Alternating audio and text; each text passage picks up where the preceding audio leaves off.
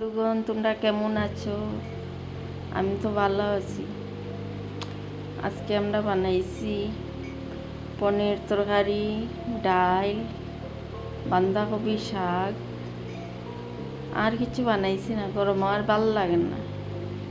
আজকে শনিবার তো, আজকে নিরামিষ।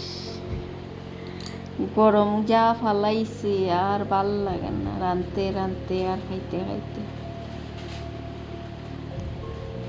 আজকে অতটুকু রাখি নানি।